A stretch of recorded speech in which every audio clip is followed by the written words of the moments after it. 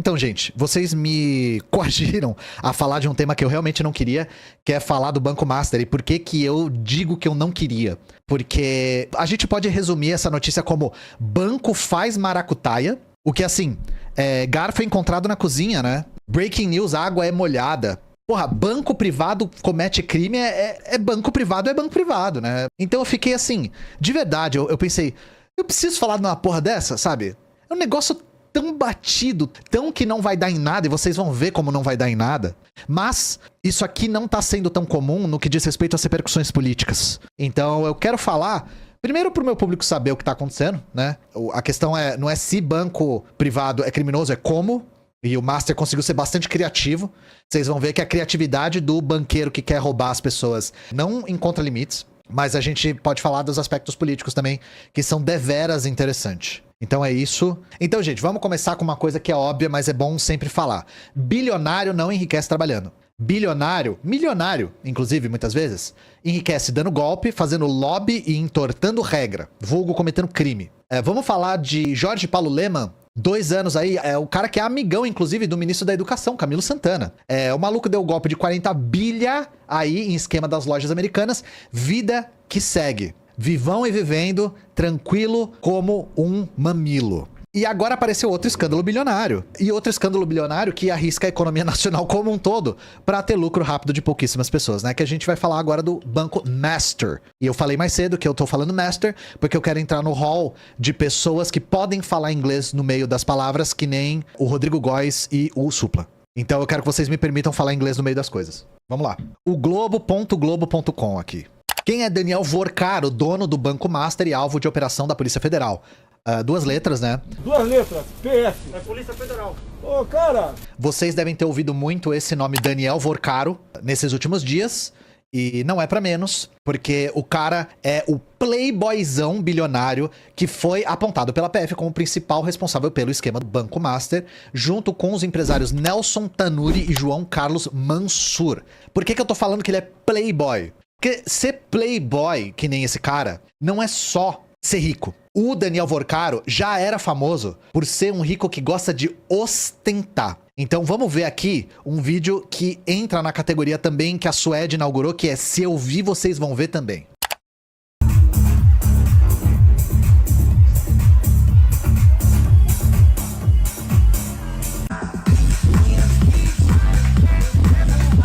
Meu, que vibe indescritível, meu!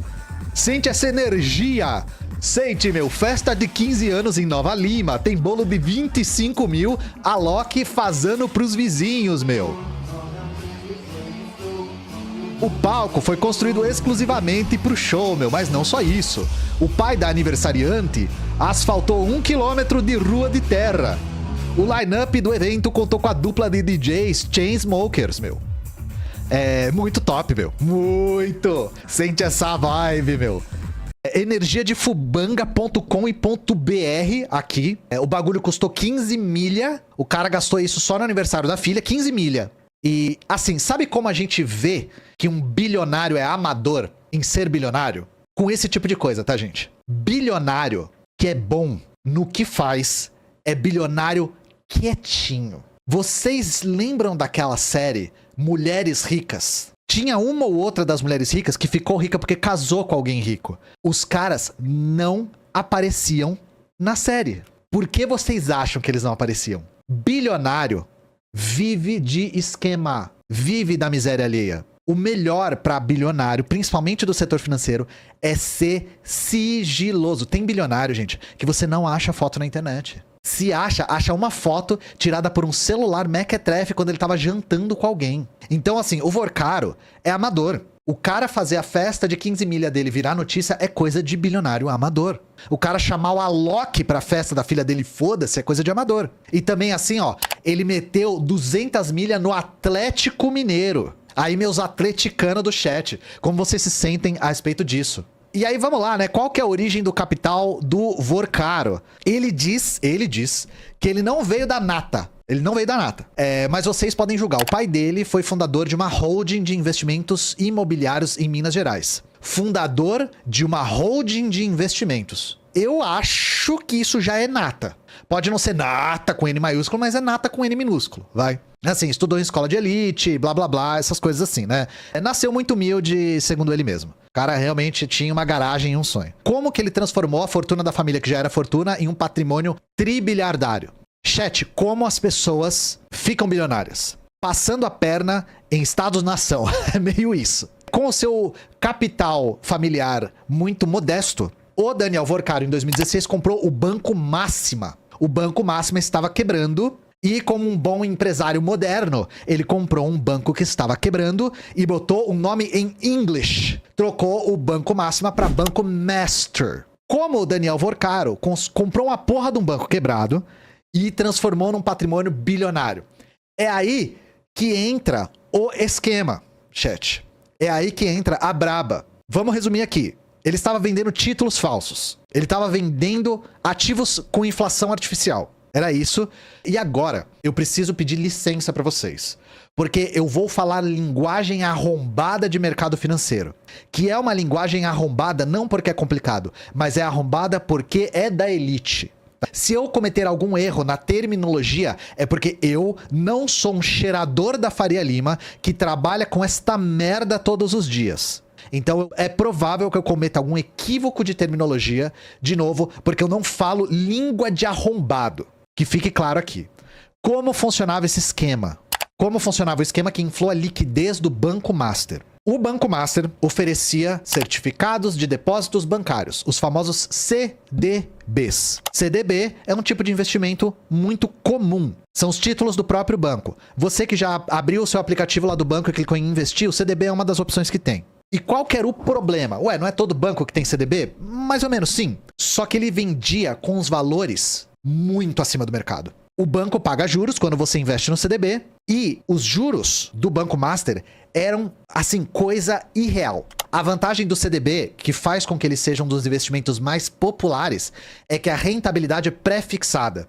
Ou seja, você sabe, não flutua com o mercado dado o prazo que você investiu. Isso é bom para quem é fudido, quem precisa de alguma previsibilidade. Então, o título é pré-fixado. Você não precisa ficar à mercê das oscilações do mercado. Qual que é o problema? As taxas de retorno do Banco Master no CDB eram coisa de 120% a 140% do CDI, gente. Isso, assim, isso não existe.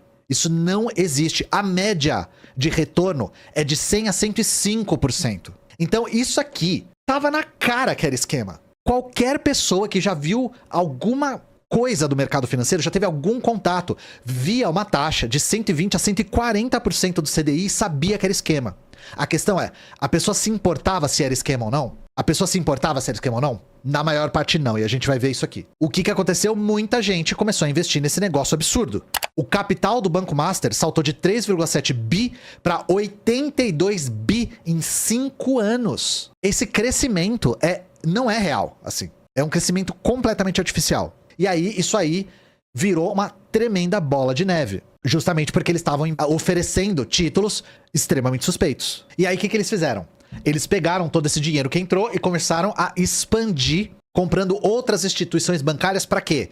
Para fazer outros esquemas. Eles estavam fazendo investimentos de altíssimo risco em outras instituições bancárias. Então, o Master comprou o Banco Voiter, que antigamente se chamava Indusval, o Banif Brasil, é um banco de investidor que a gente nunca ouviu falar. A gente que usa banco de varejo, assim, pra gente é Nubank, Itaú, Banco do Brasil, Caixa.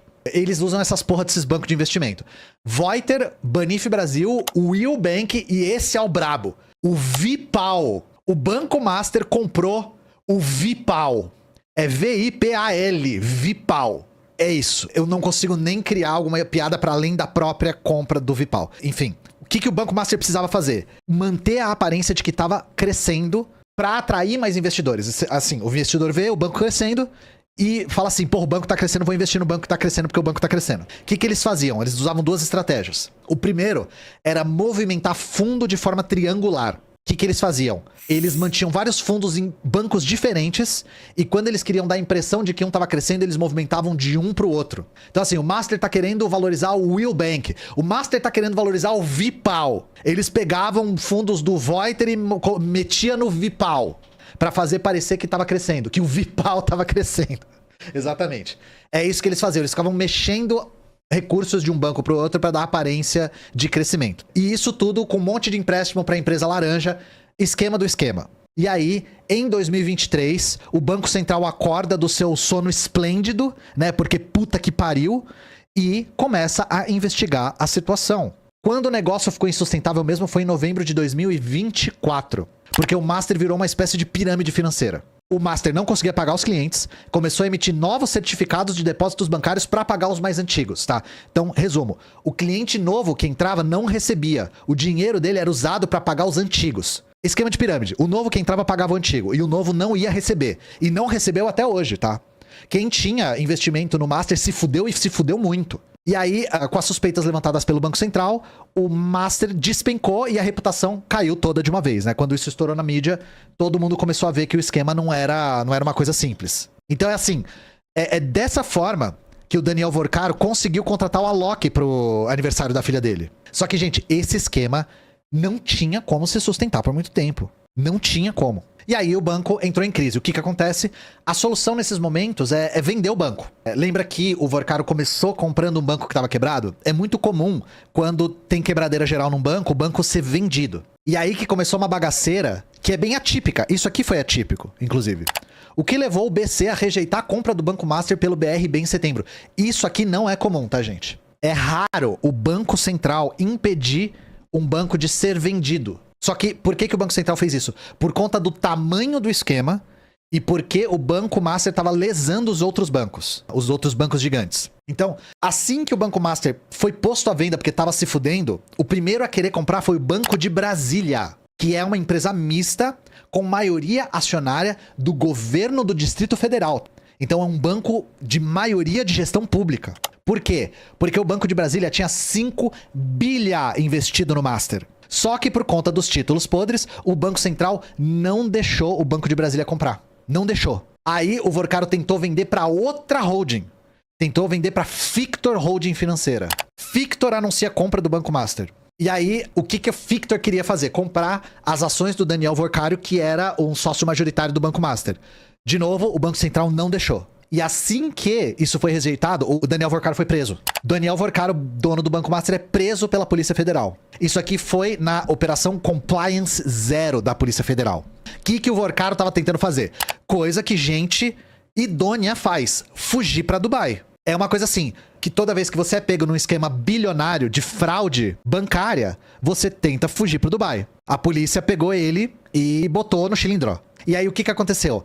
Como o Banco Master não foi vendido, o Banco Central decretou liquidação do Banco Master, que é liquidar todos os seus bens para conseguir honrar com as dívidas. É vender tudo que o banco tem para honrar com as dívidas, tá? E isso, de novo, isso não é comum. Isso não é comum, isso é raro. Então o caso do Banco Master não é um caso tão comum de esquemas de banco. Eu não consigo lembrar quando foi a última vez que isso aconteceu. O Banco Pan-Americano também foi liquidado? Eu não lembrava. De novo, eu não falo a linguagem arrombada. Enfim, mas isso definitivamente não é comum. E aí, um dia depois que essa Fictor queria comprar as ações do Vorcaro, o Banco Central falou nem fudendo e liquidou o Banco Master. E aí, qual é o saldo dessa conta? 80 bilhões de reais de rombo na economia brasileira. Milhões de pessoas com recursos paralisados. Paralisados. Quem tinha conta no Master, investimento no Master, se fudeu. Tem que esperar a liquidação para ver se vai ter como honrar com a dívida. Ah, aí aconteceu uma coisa interessante. Lembra que eu falei que o Banco de Brasília também está sendo investigado nesse esquema porque tinha investimento no Master? Olha que coisa. O Banco de Brasília é um governo de maioria acionária pública. Governo do Distrito Federal quer usar imóveis públicos como garantia de empréstimo para salvar o BRB investigado no caso Master. Olha que filha da puta isso aqui. O BRB teve prejuízo de 5 bilhões, tá? Por conta do Banco Master. Para cobrir o prejuízo, o governo quer usar 12 imóveis do Distrito Federal como garantia para cobrir esse rombo. Gente, são 12 imóveis que podiam ser moradia popular, podia ser posto de saúde, podia ser escola. Agora virou garantia de empréstimo porque o senhor Ibanez Rocha resolveu comprar fumaça. Porque o Banco de Brasília resolveu comprar título merda num banco pau no cu. São imóveis que estão sem uso há 12 anos. E enquanto isso é sempre bom a gente falar da boa e velha luta de classes, né? Distrito Federal vive grave crise habitacional. Ou seja, déficit habitacional de Brasília é de 100 mil habitantes, mas terrenos que podiam ser usados para alguma coisa, que levantavam mais de bilhões bilhão, porque, gente, são 12 terrenos pra cobrir um rombo de 5 bilhão. Podiam ajudar a resolver esse problema, mas não. Tem que cobrir o rombo do esquema do banco do playboy que chama o Alok pra festa da filha. É isso, gente. Isso chama-se capitalismo. Normal. E aí, gente, como eu falei, brincando, né, que o Banco Central acordou do seu sono esplêndido aí, em 2024, o Vorkaro só conseguiu fazer esse esquema com muito apoio. Ele não fez por debaixo dos panos, todo mundo sabia. Como que você consegue fazer isso? Bom, vamos descobrir? Bancada do Master é de direita. Por que a chamada tá assim na pública? Porque o esquema do Banco Master tá sendo usado por uma ala da extrema-direita para dizer que é o maior esquema de corrupção da galáxia, porque envolve o Supremo Tribunal Federal. A gente vai chegar lá. Mas isso aqui é quando a coisa começa a virar política. Que é, vamos lembrar que quem está envolvido em esquema de banco bilionário, via de regra, é a bancada da direita, gente. Isso aqui não é segredo pra ninguém. De 2019 até 2023, que foi quando o esquema mais cresceu, o Roberto Campos Neto, que era o presidente do Banco Central durante o Bolsonaro, deixou passar todas as transações bilionárias suspeitas. Deixou passar tudo e foda-se. A gente tem também aliado do Arthur Lira, ex-presidente da Câmara. O indicado do Arthur Lira pro TCU, TCU, né, foi o Jonathan de Jesus. O Jonathan de Jesus, do TCU, Tribunal de Contas da União, foi contra a liquidação do Master. Ou seja, provavelmente ele estava tentando permitir que o Vorkaro vendesse o Master. Ou vendesse pelo menos as suas ações, né, que são majoritárias. E aí o problema que fez com que a situação fosse, como que eu posso dizer, politizada pela direita, que foi quando isso começou a bater no Supremo Tribunal Federal. E aí eu quero lembrar uma coisa pra vocês. Existe uma ilação da direita de achar que o Supremo Tribunal Federal é antagonista da bancada da direita. A gente já fez um vídeo sobre isso aqui. O Supremo Tribunal Federal do Brasil é conservador até o último fio de cabelo quando tem cabelo. O caso do Banco Master e as controvérsias do ministro Dias Toffoli do Supremo Tribunal Federal desde o mensalão. O caso do Banco Master caiu no colo do Dias Toffoli. O Toffoli tinha participação no Resort Itaiaia, que foi vendido por um dos fundos do Master em 2021. Outra situação, e essa aqui foi a que fez ficar meio palhaçada. O Toffoli foi num jatinho particular de um dos advogados do Master para a final da Libertadores. Então assim, o Toffoli foi no jatinho particular do advogado do Master para ver futebas e o Toffoli foi sorteado relator do caso Master. Aí, é claro, um monte de gente falou assim, o cara que vai ser relator do caso Master tava no jatinho do advogado do Master para ver Libertadores. Não tem como ele ter competência para julgar isso. E isso foi arquivado, ou seja, não foi para frente, por conta do nosso querido ministro Fachin, marxista-leninista. Fachin arquiva a ação que pedia suspeição de Toffoli no caso Master. O Fachin, trotskista-leninista, falou, não tem suspeição não, foda-se. Vai ser ele sim. Resultado, vai dar em pizza, gente. Vai dar em pizza. Então assim, o que vai acontecer? O Vorkaro e os cúmplices mais diretos vão ser presos, depois vão ser soltos quando todo mundo esquecer, e toda a rede que possibilitou esse esquema vai passar impune. Impune. Os aliados do Arthur Lira facilitaram pro Vorkaro, o Supremo Tribunal Federal facilitou pra ele, e vida que segue. Prende o Vorkaro, que é o playboyzão que tá lá, pagando vergonha, comprando bolo de 25 mil reais. Prende ele, foda-se. Deixa o resto de pé. Então, gente, no Brasil, tá liberado o rico cometer crime. Sabe por quê? Porque o rico é rico porque ele comete crime. O problema do Vorkaro é que ele é amador. Vorkaro é amador. Ele é um golpista bilionário amador. Esquema como esse é comum e tolerado. A questão é que o problema nesse tipo de esquema não é fazer, é ser pego. Por isso que eu falei que eu fiquei relutante em falar do caso do Master. Porque assim, banco comete crime. Porra, banco é banco. Garfo é encontrado na cozinha, sabe? E agora o MBL tá enchendo o saco com o caso do Master pra atacar o STF. Só que assim, o MBL vir com papo de anticorrupção pra cima da gente... Gente, vamos fazer um remember aqui? Veja como votou cada deputado na MP que traria 17 bilhões aos cofres. Primeiro, vamos falar de moral aqui. Deputado Kim Kataguiri votou pelo adiamento que fez caducar a medida provisória que taxava bancos, bets e fintechs. Ele é a favor de manter as maiores facilidades para crime organizado continuar utilizando essas operações. E para ele não tem problema nenhum. E assim, para dar gás de graça para as famílias, aí não, aí vota contra. Porque pipipi, popopó, não, porque o Lula é demagogo, não sei o quê. E assim, de novo, MBL contra a corrupção, com opiniões fortes nas redes sociais, pré-candidato a deputado estadual de São Paulo, Cristiano Beraldo, agita o cenário político. A matéria é totalmente neutra. matéria totalmente idônea. Quem é esse cara? É um empresário ligado ao MBL que foi candidato a deputado federal pela União Brasil em 2022. União Brasil, que totalmente ironia, aqui, né, ironia, não é um partido do centrão que o Renan Santos tanto critica, né?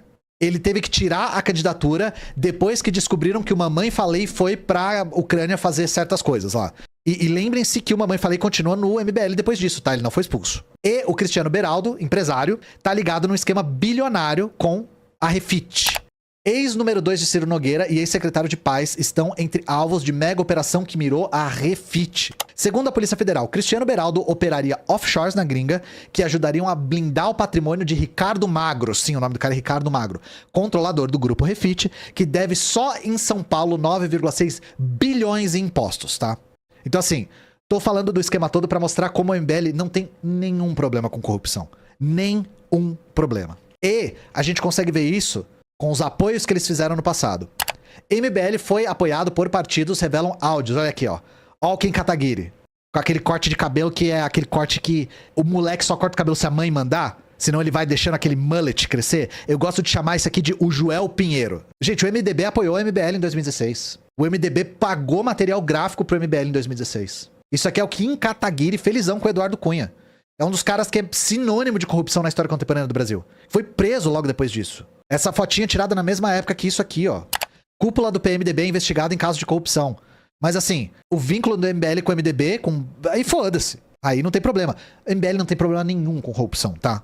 Agora, aproveitando o ensejo aqui, que o MBL tá instrumentalizando bastante esse caso do Master, pra, enfim, fazer campanha política e pra demarcar seus inimigos políticos também, né? Os caras fundaram um partido com um número bastante suspeito, que é o número 14. E se vocês não sabem o que é o número 14, procura aí os 14 porquês. O número 14 é um número muito associado com o nazismo, gente. E se vocês acham que é coincidência, tem coincidência que é muito coincidente, né?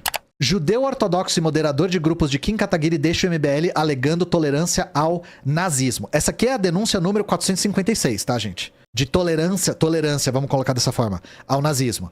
E aquela coisa do bingo de 2026 que foi, assim, riscada rapidamente. MBL traz ao Brasil um dos ideólogos mais radicais da extrema-direita dos Estados Unidos, que é o Curtis Yarvin, também conhecido como Ian Neves da Deep Web aqui, ó. O MBL trouxe o Ian Neves da Deep Web, o Ian Neves derretido aqui, né, pra cerimônia de inauguração do partido dele, se eu não me engano, foi isso, tá? Mas quem fez um vídeo destrinchando as ideias do Curtis Yarvin foi o João Carvalho. Tem um vídeo lá falando dos livros que ele escreveu, do blog que ele tinha, das relações com o J.D. Vance, que é o vice-presidente dos Estados Unidos. E pra vocês verem que o cara é uma mistura de nazismo tradicional com anarcocapitalismo. Ele é uma mistura de Hitler com Ayn Rand. Ele é uma soma das duas coisas, tá? Então, enfim, gente. Eu só tava aproveitando o ensejo que o assunto era o MBL.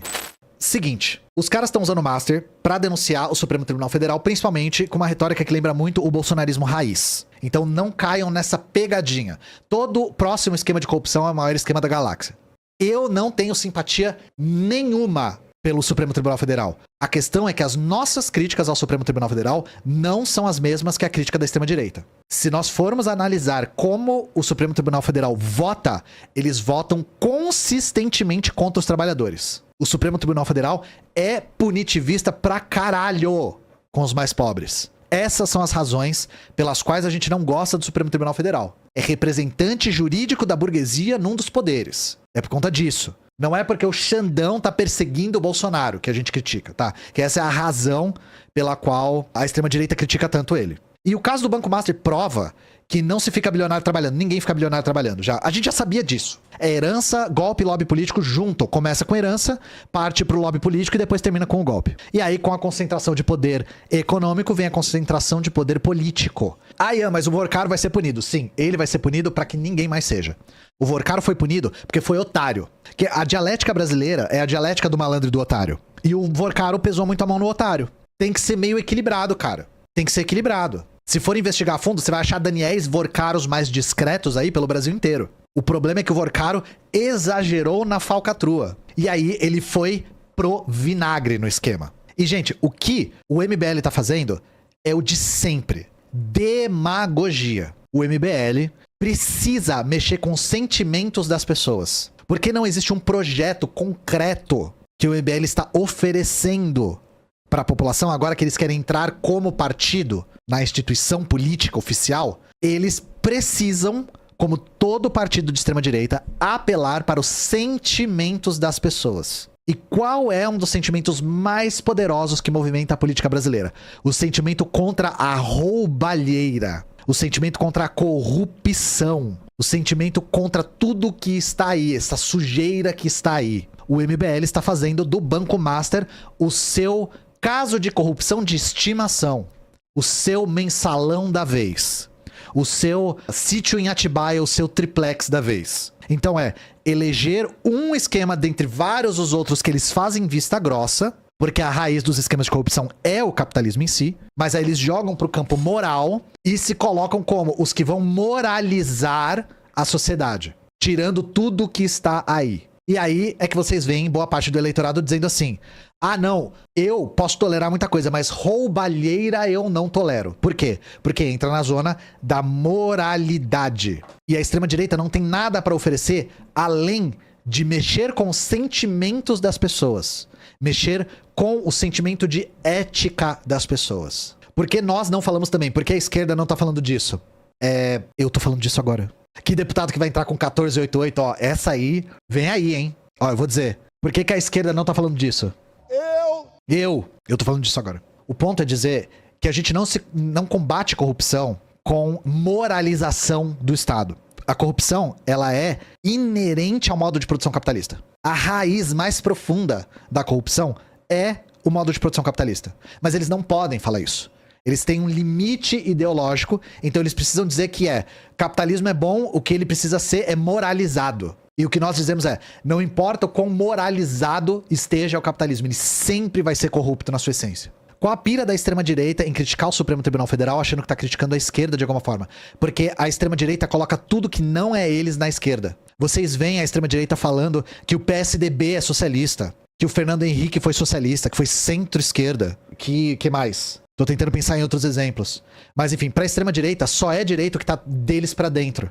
Como o Supremo Tribunal representa parte do Supremo Tribunal, representa uma ala da burguesia que vê no Bolsonaro uma figura que fugiu do controle, eles colocam ele no balaio da esquerda. E principalmente porque esquerda e direita, pra eles, é determinado de maneira completamente moralizante. Que direita é quem defende o bem, os bons costumes e a família cristã, e esquerda é quem defende o assassinato, o bandido, o aborto e a morte. Essa é a definição dos caras, tá? Não, FHC socialista eu não tô mentindo, não. Porque é do Partido da Social Democracia Brasileira, o PSDB. Porque o FHC escreveu a teoria da dependência lá e etc, etc, etc, sabe? Que ele é o príncipe da sociologia, blá, blá, blá. Então, pra eles, assim, a definição precisa é irrelevante. Definir esquerda e direita com alguma precisão sociológica não é importante. O importante é usar as categorias que são senso comum pra manipulação política. Exato, os caras metem Hitler de esquerda. Porque eles sabem que o fascismo entrou na lata do lixo da história, então eles precisam empurrar pro espectro oposto. Isso, o governo Bolsonaro foi feminista, exatamente. Exatamente, Bolsonaro não é de direita. A gente sempre diz que o governo de direita dura o tempo que demora pra galera começar a falar que não foi direito o suficiente. E pra nós, esquerda e direita, diz mais respeito à postura acerca do capitalismo. Diz respeito ao posicionamento acerca da manutenção ou não do modo de produção capitalista. Isso, Gengis Khan era marxista, o Império Romano caiu por conta do socialismo. Tem essas braba. O Brasil, essa é boa. O Brasil não é uma grande nação, como os Estados Unidos, porque durante o século XVIII, o Marquês de Pombal trouxe o socialismo pra cá, com o Estado Grande. Porque o Marquês de Pombal implementou a política do Estado Grande no Brasil, que é socialismo, claro. A gente não se desenvolveu que nem os Estados Unidos. Império Romano caiu por causa de socialismo. Le classique. O ditadura militar era de esquerda, sim, porque tinha Estado Grande também. É engraçado que as categorias deles mesmos, eles não conseguem trabalhar, né? Eles se perdem no próprio personagem. Isso, tem as duas coisas. Tem Roma caiu porque era socialista e socialismo com escravidão, né? E Roma caiu por causa da orgia dos bacanais. Roma caiu por causa de suruba. Não se fala que Roma caiu só depois de se tornar cristã, né? Mas enfim, não precisa falar. Isso, o Marquês de Pombal trouxe a esquerda pro Brasil porque ele trouxe o Estado Grande. Se fosse por causa disso, só a ilha do Epstein tinha derrubado os Estados Unidos, né? Eu acredito, organizar suruba é caro, eu não tenho critério de causa. Foi porque o Calígula colocou o cavalo como prefeito. Ele não colocou o cavalo como senador. Eu achei que o cavalo era senador. Era o Calígula que tinha uma barba só aqui, assim? Calígula era feio que só a porra, né? Americano no Twitter dizendo que o Brasil é fudido porque é socialista. Isso, exatamente. O cavalo era cônsul, tá? Ah, o Nero que tinha barba aqui, né? Era o Nero que tinha... O Nero que era feio pra caralho, né? Ian criticando o Calígula igual a direita critica o Ian, ele não vai ver. Então eu não me preocupo, eu não tô ofendendo ele. Sim, o cavalo era cônsul. Gente, vocês já viram os casos no Brasil de animais eleitos? Aqui em São Paulo teve o rinoceronte cacareco, teve o macaco Tião. Deixa eu ver se era Tião o nome do macaco. Macaco Tião, um chimpanzé famoso do Jardim Zoológico do Rio de Janeiro, não foi eleito, desculpa, mas tornou-se um fenômeno de votos em 88. Macaco Tião obteve cerca de 400 mil votos. Cacareco foi um rinoceronte fêmea. Pô, cacareco é nome de macho, né? Cacareco foi um rinoceronte fêmea do Zoológico de São Paulo, que se tornou um famoso símbolo de voto na eleição de 59. Recebeu 100 mil votos pra vereador. Foi a candidata mais votada. E teve o bode ioiô também, sei lá. Bode ioiô, candidato. O bode ioiô foi vereador também? Não, o bode ioiô não... Perderam essa oportunidade, hein? Ah, não, tá aqui, ó. Bode ioiô eleito vereador de Fortaleza há 100 anos. Em 1922, o bode viveu o auge da sua popularidade e foi eleito vereador como forma de protesto. Logicamente, ele nunca foi candidato, ô porra. Porque a votação era em papel, as pessoas escreviam o nome dele nas cédulas. Ioiô nunca tomou posse, puta. Aí vai ficar devendo, né? Então é isso, é macaco Tião, rinoceronte cacareco, que era fêmea, e bode ioiô. Tem o macaco, o bode e o rinoceronte.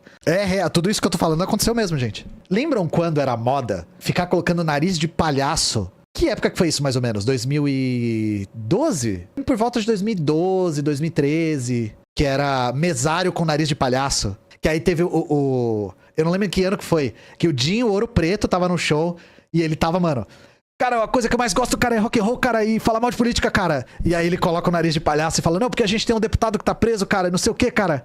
É corrupção, cara. Por volta de 2013, né, que a galera botava o nariz de palhaço como protesto. Que era, a galera antigamente votava no macaco, né, como protesto, e aí depois o protesto virou votar no Tiririca, né. Porque, vou votar no palhaço. Eu lembro de antes de 2013, essa coisa do nariz de palhaço. O Dinho Ouro Preto saudou o Sérgio Moro nesse dia, caralho. Canal do otário. Caramba, velho. Canal do otário. Que esse cara falava das coisas muito ruins que aconteceu no Brasil, porque ele era um otário. E aí, quando começou toda a campanha contra a Dilma, ele virou, mano, fora Dilma. Ele parecia a mesma vibe do Felipe Neto nessa época. Que hoje disse que se arrepende... Mas que era uma vibe nessa época. Vocês lembram disso? Nossa, a galera mais nova talvez nem saiba disso. Se chamava esquerda de mortadela e direita de coxinha. Era a época dos coxinhas e mortadelas. Tem até um canal chamado Os Mortadelas, que é um canal de esquerda, que faz referência a isso. Não chama mais. A gente passou a chamar de fascista mesmo. Precisou ficar um pouco mais categórico. Virou reaça, sei lá. Reaça ou fascista mesmo. Chamar o Bolsonaro de coxinha é muito brando. Coxinha era uma gíria pra polícia, na real, né? Depois virou... E mortadela era... os caras foram no protesto porque o PT deu mortadela. Cauê também era fora Dilma. Eu nunca fui fora Dilma, fora Lula, mas nem tinha canal no YouTube nessa época pra passar essa vergonha. Petralhas, o País dos Petralhas é um livro do Reinaldo Azevedo. Que é uma referência mais tiozão, né? Porque é dos irmãos Metralha. Coxinha englobava direitista... Conservador. Pra mim, coxinha eu sempre entendi como conservador. O cara é coxinha. Uma pessoa conservadora. O que você acha dos trabalhistas te atacando? Gente, 2026, imagina ser trabalhista. Assim, caguei. Eu caguei e andei. Eu me importo mais com quem tá disposto a construir o movimento que é necessário pro nosso país. Que é um movimento socialista, comunista, revolucionário. O resto pode ficar em paz. PAS, paz. Pô, Ian, mas isso é exatamente o que dizem de comunistas. Massa! Pode falar até papagaio fala. Essa é pra vocês, galera, ó. Pega o corte, faz um vídeo com a minha cara, faz uma polêmica, ganha uns AdSense aí. Presente pra vocês, hein. Eu não... Gente, tô nem aí. Isso, doa aí pro chat, aí eu falo 10 minutos mal dos trabalhistas, aí vocês podem cortar, botar minha cara na thumb e falar, Ian Neves fala merda, não sei o quê. E aí, AdSense, pau, e polêmica, e corte do TikTok, e um monte de gente xingando no Twitter e... Foda-se, eu não me importo. Essas lives do Ian é cada dia diferente, no horário diferente. Minhas lives são sempre terça e quinta às 3. Sempre. São assim há anos já. Eu nunca mudei. Meu partido é um coração partido, exatamente. Vocês não adoram poesia concreta? Beba cola. A gente vai falar de pauta indígena todas as vezes que for. Todas as vezes que eu ficar sabendo, né? Porque às vezes até a gente não consegue encontrar as fontes. Mas eu, mesmo que as pautas indígenas causem uma queda vertiginosa nas visualizações, eu vou continuar falando. Mas enfim, eu vou já me retirando, eu só quero dar um último recado. Gente, meu canal não é canal de treta. Meu canal é canal de história e política. O que eu vou fazer aqui no canal é falar de história e política. E eu vou sempre trazer isso porque eu quero construir um público que venha até mim pra assistir história e política, que é o que eu estou disposto a entregar. E mais que isso, que é o que eu acho que é útil a se entregar. O objetivo final do meu canal, assim como da Soberana como um todo, é contribuir com a construção do movimento de massas no Brasil. Que é o que a gente mais precisa urgentemente. Essa é a nossa maior crítica à social-democracia. E que é o que a gente precisa tanto para as pautas imediatas quanto para a pauta máxima de socialismo no Brasil. Toda vez que eu entro, se a pessoa conseguiu encontrar um nome que eu não bloqueei no chat, vem motoboy de treta. Ian, fulaninho não sei o que falou mal de você. Ciclaninho da 17 falou de você no TikTok. Ah, o Pimpolho Shake da Cidade Alta falou mal de você no Twitter. Eu não vou responder. Eu não ligo. O que eu me preocupo é, se eu cometi algum erro, eu corrijo em algum adendo no próprio vídeo, na edição, ou tiro o vídeo do ar, que é raríssimo, mas já fiz. Geralmente, quem faz isso é meu próprio público. Vocês. Vocês me corrigem. De maneira educada. Tem gente que fala, Ian, aqui você errou. Na verdade, isso não é isso. E se você já fez isso, você vê que eu sempre agradeço, porque eu não tenho como acertar tudo. Então, erro. Eu sou corrigido o tempo todo. Vocês mesmos fazem isso. Agora, o Pimpolho Shake da Cidade Alta, que tá falando mal de mim no TikTok por falar mal, eu caguei. Eu caguei. É defecação e deslocamento. Mas é isso, gente. Ficamos por aqui. Só lembrando aquela coisinha de youtuber, né? Curte, compartilha, ativa o sininho. O canal é financiado pelo Apoia-se, principalmente. Então, apoia.se/História Pública. Aqui a gente tem equipe. Então, é assim que a gente consegue remunerar na nossa equipe. Sinto muito qualquer erro de mercado financeiro aí, porque eu não falo arrombado, né? Então, talvez tenha dado uma canelada no tema. E um abraço pra vocês e até a próxima.